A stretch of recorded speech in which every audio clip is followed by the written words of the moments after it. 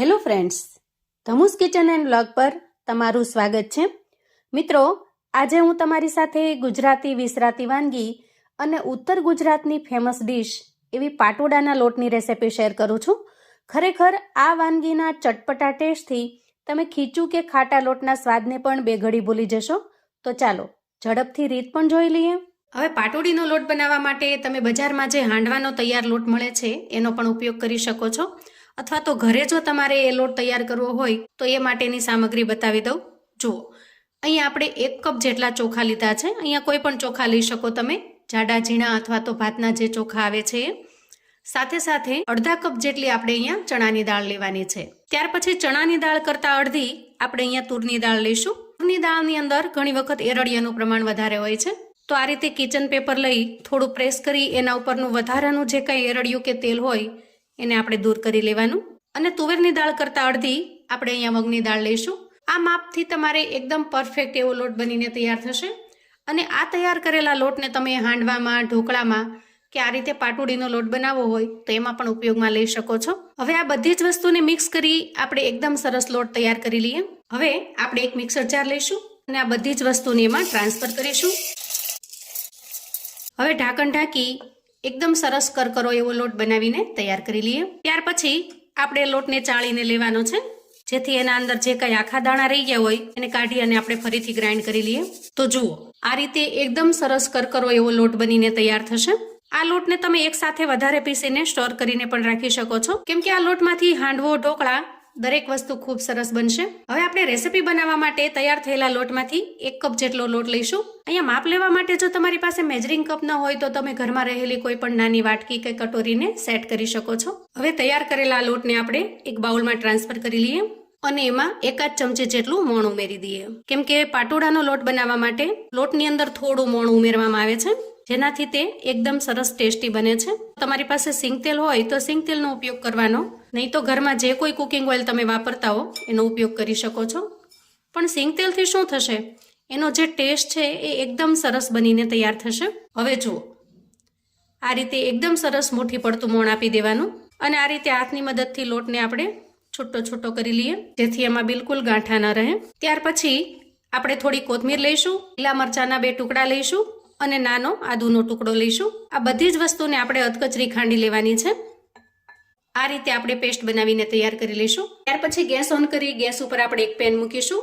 ખાસ કરીને તમારે અહીંયા નોનસ્ટિક પેનનો ઉપયોગ કરવાનો અથવા તો કોઈ જાડા તળિયાની કડાઈ લેવાની, જેથી લોટને શેકતી વખતે એ નીચે ચોંટી ન જાય. હવે પેન થોડું ગરમ થાય એટલે મોટી 2 ચમચી જેટલું આપણે અહીંયા તેલ લઈશું અને તેલને સરસ રીતે ગરમ થવા દઈશું. હવે તેલ થોડું ગરમ થાય એટલે અડધી ચમચી જેટલી રાઈ ઉમેરી દઈએ. સાથે સાથે 5 ચમચી જેટલું જીરું પણ ઉમેરીશું અને થોડી પિંચ ઓફ જેટલી હિંગ ઉમેરીશું. પોણી ચમચી જેટલા સફેદ તલ ઉમેરીશું અને લીલા મરચાના ટુકડા ઉમેરીશું. તો આ લોટ છે એ થોડો તીખો, સ્પાઇસી હશે તો ખાવાની ખૂબ જ મજા પડશે. તમે જો થોડું સ્પાઇસી ખાતા હો તો લીલા મરચાના ટુકડા એ રીતે ઉમેરવાના, નહીં તો તમને જે રીતે ફાવે એ રીતે તમારે લીલા મરચાના ટુકડા ઉમેરવાના છે. ત્યાર પછી 8 થી 10 જેટલી લસણની કળીને મેં આ રીતે એકદમ ઝીણી ઝીણી ચોપ કરી લીધી છે, એને ઉમેરી દઈએ. આ લોટની અંદર લસણની કળીનો ટેસ્ટ ખૂબ જ સરસ આવે છે, તો એને ખાંડવા કરતાં જો આ રીતે ઝીણા ઝીણા ચંક્સમાં બનાવીને નાખશો તો ટેસ્ટમાં પણ ખૂબ જ સરસ લાગશે. ત્યાર પછી થોડા ચપટી જેટલા અજમા પણ ઉમેરીશું અને મીઠા લીમડાના પાન ઉમેરીશું. હવે અહીંયા લસણના ટુકડાને આપણે થોડા સોનેરી કલરના થાય ત્યાં સુધી સતળાઈ જવા દઈએ, જેથી એના અંદરનું જે કાચાપણું છે એ દૂર થઈ જાય અને ટેસ્ટમાં પણ ખૂબ સરસ લાગશે. તો જુઓ, થોડી વારમાં જ લસણ છે એ ધીરે ધીરે બ્રાઉન કલરનું થવા લાગ્યું છે, અહીંયા તમે જોઈ શકો છો. અને મરચાના ટુકડા પણ સારી રીતે સતળાઈ ગયા છે. ત્યારે આપણે 5 ચમચી જેટલી હળદર ઉમેરી દઈએ.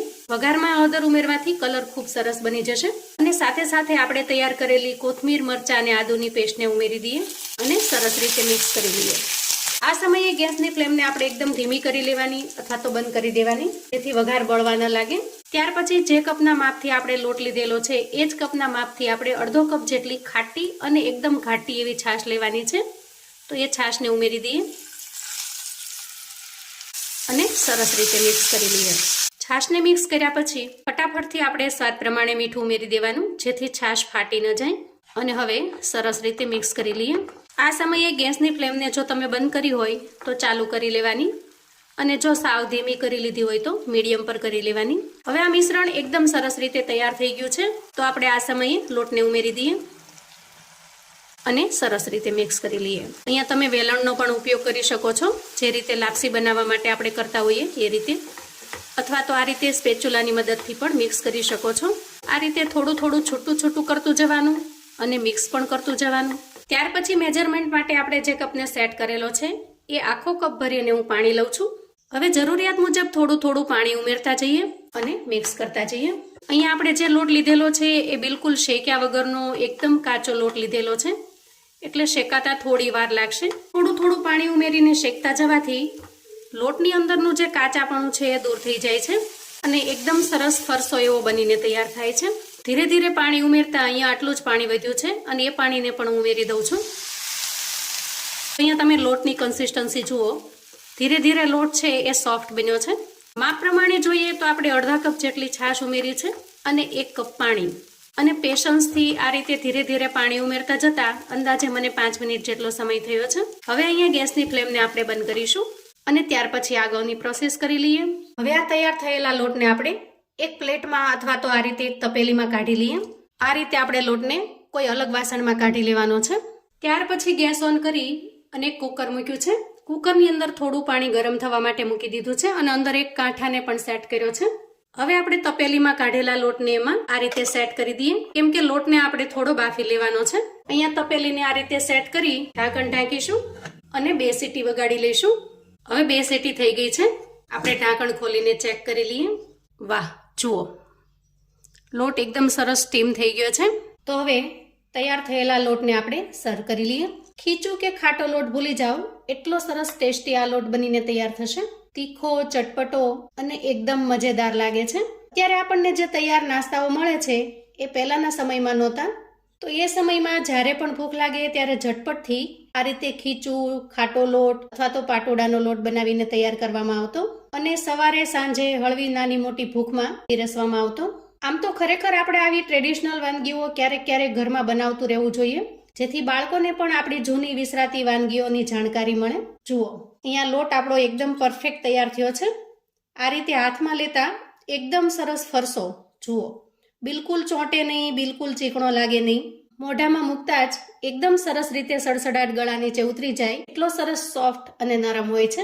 હવે ઉપરથી સ્પ્રિંકલ કરીશું થોડો ખાટીયો મસાલો. ખાસ કરીને ખાટું અથાણું બનાવવા માટેનો જે મસાલો હોય છે, ખાટીયો મસાલો, એ મસાલાને આપણે ખીચા ઉપર, ખાટા લોટ ઉપર કે આ રીતે પાટોડાના લોટ ઉપર સ્પ્રિંકલ કરીશું. અને શીંગતેલ વગર તો આ લોટનો સ્વાદ બિલકુલ અધૂરો રહે છે, એટલે થોડું આપણે અહીંયા શીંગતેલ ઉમેરીશું અને છેલ્લે થોડી કોથમીર ઉમેરીશું.